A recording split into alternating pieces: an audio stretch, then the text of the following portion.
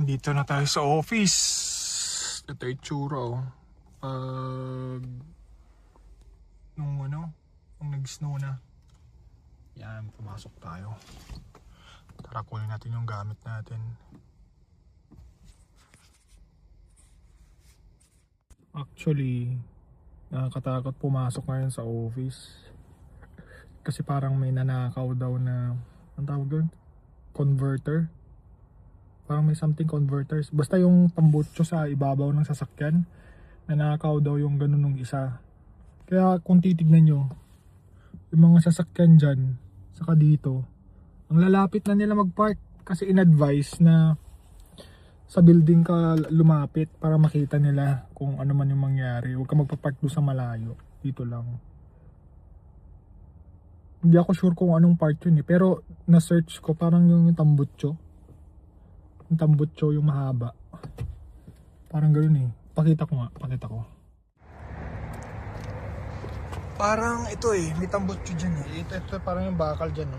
Yan. Ito yata yun eh. Yung nanakaw. Yan yung bakal na yun. Kasi parang mahal daw yan eh. Yan oh. Kita nyo ba ito? Yan yung mahabang yan. Nagpark ako sa malapit ayun oh. Building. Dati kasi doon ako nagpa-park sa malayo. As in, sabi dyan.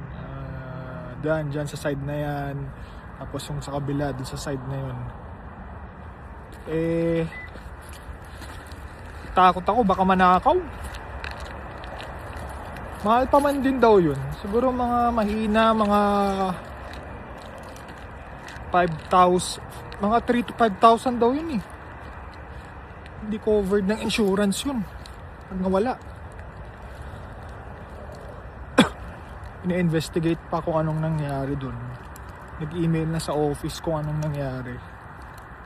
Ina-investigate na.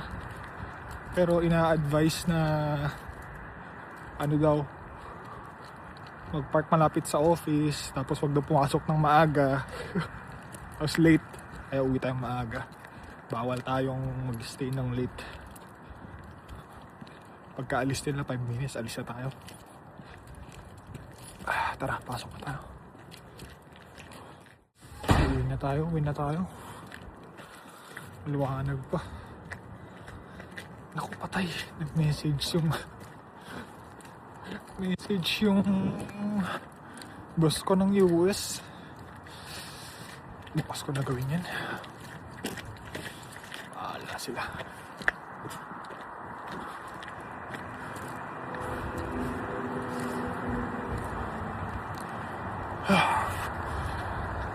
Hirap pumasok.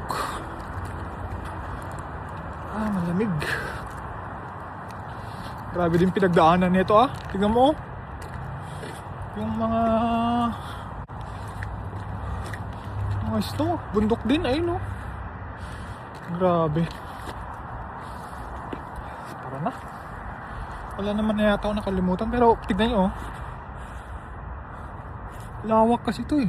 Hanggang dun oh. Hanggang dun. Grabe. Ganun karami yung snow. Eh meron pa naman ay. Yun yung sinasabi ko. Nandito pa. So safe. Nagulat talaga ako dun sa email na yun. Yung nanakawan ng converter ng sasakyan. Very unusual.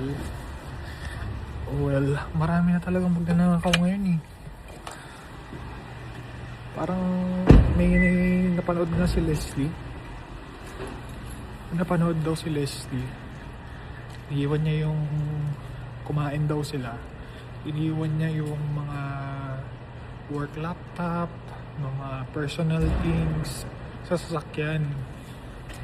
Tapos pagbalik daw, basag daw yung sasakyan, ninakaw na. Kaya pag kunwaring may dala kami yung bag ni Leslie, hindi talaga namin iniiwan. Hindi kami komportable. Lalo na pag work laptop. Kasi normally guys, yung mga work laptop kasi sobrang mamahal niyan. At kung may nangyari dyan o nasira mo, ikaw ang liable, ikaw ang magbabayad. So most likely yung work laptop na yun, binayaran niya yun, salary deduction yun. Mahal pa man din yung mga yun. Libo yun ah, libo. Mga 2,000, 3,000. Check natin yung baby natin. Gihintay na yan. Austin, my baby! Bumaba na kayo? Hindi pa, bumaba na kayo. Austin, my baby! Austin, my baby! My baby Austin! Ah, wow, miss mo dada. Ah, miss mo ang dada. Good boy ka ba? Good boy ka ba with mommy, ay? Kumusta ang araw mo? Pahinga. Nakalib si Leslie ngayon eh. Kumusta ang pagiging full-time mom? Wala. Full-time mom na no, ito. Ha? Hirap. Hirap? Umihi yan sa labas. Diyan talaga yung umihi. Doon. Oo, pag di niya napigilan, iihi na talaga yan. Na my baby. Na my baby. O, naubos niyo na. Ay, nako. Fine. Nakapupo and pipi ka doon? Di mo na kaya? Hindi siya nagpupo. Ano, pupupo yan muna. Charge na yung Ay. Ay. Good boy. Ay. Good boy, ay. Ay! Ay! Ano? Bakit? Ay, dada. Tao laman ng bulto. Dada. Baba tayo guys, kasama si Austin. Nilabing daw si Leslie. Naku, Austin na.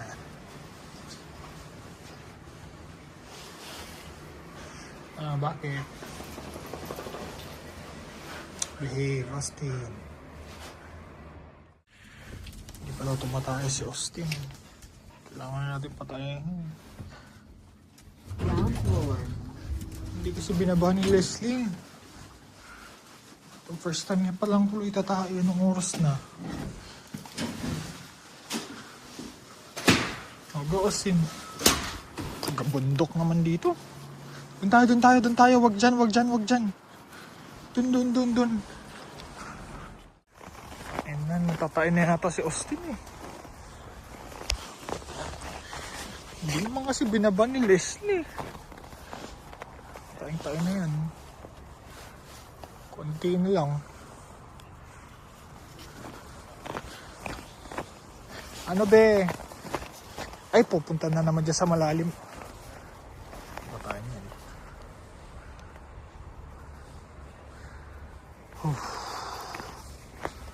Ito na yung itsura oh. After ng malakasang winter storm. As yan dati. Natunaw na siya.